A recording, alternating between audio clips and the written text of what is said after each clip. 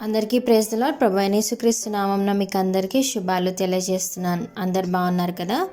ఈరోజు వాగ్దానము కీర్తనలు 145వ అధ్యాయము 14వ వచనము.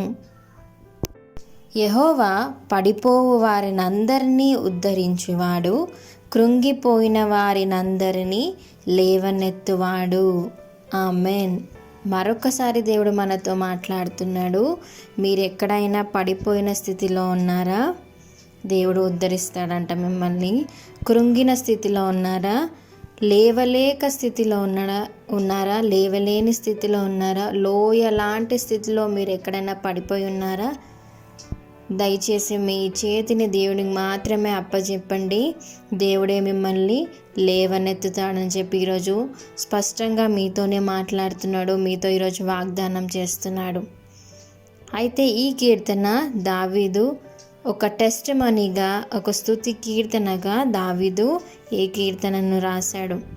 మనం కూడా మన జీవితంలో కూడా దేవుడు ఎన్నో ఆశ్చర్యకార్యాలు చేస్తూ వస్తూ ఉన్నాడు కదా. కానీ ఎప్పుడైనా మనము ఒక స్తుతిని, థ్యాంక్స్ గివింగ్ ప్రేయర్ని మన జీవితంలో కలిగి ఉన్నామా?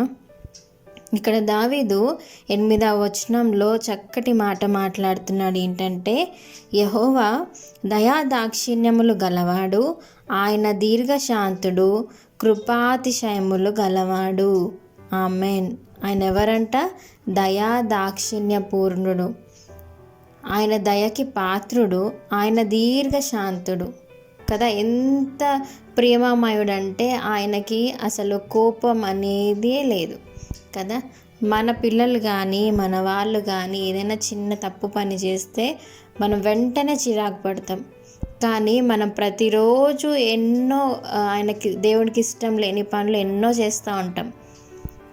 ఒకవేళ దేవుడు కోపం ఆ విధంగా ఉంటే కనుక మనం అసలు ఈ భూలోకంలో ఉండేవాళ్ళం కాదు కదా.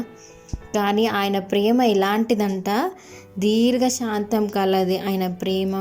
ఆయన కృప నిత్యము ఉండే కృప అంట ఆయనది.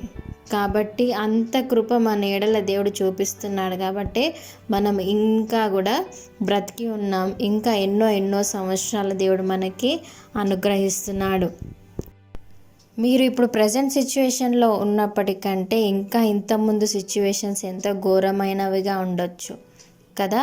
వాటిని చూచి మీరు ధైర్యం తెచ్చుకొని మీరు లేవనెత్తబడతారు అని చెప్పి నమ్మి దేవుని ఎడల సాగిలపడి దేవుని అందు మాత్రమే విశ్వాసం ఉంచండి. ఎందుకంటే మనము నమ్ముకున్న దేవుడు నమ్మదగినవాడు. ఆయన మనల్ని పడిపోయిన గుంటలో నుంచి లేవనెత్తే దేవుడు కదా. మనము అసాధ్యమైన దేవుణ్ణి నమ్ముకోలేదు, మనము సామర్థ్యం కలిగిన దేవుణ్ణి మనం నమ్ముకొని విశ్వసిస్తున్నాము. కాబట్టి ఈ వాగ్దానాన్ని మీ జీవితంలో క్లెయిమ్ చేసుకోండి. దయచేసి షేర్ చేయండి, మీ స్టేటస్లో పెట్టుకోండి. ఎవరికైనా యూజ్ అవ్వచ్చు. ఈ చిన్ని వాగ్దానాన్ని దేవుడు దీవించి ఆశీర్వదించును గాక. మీకు ఎవరికైనా ప్రేయర్ రిక్వెస్ట్ ఉంటే దయచేసి కామెంట్స్లో మెన్షన్ చేయండి. Thank you. God bless you.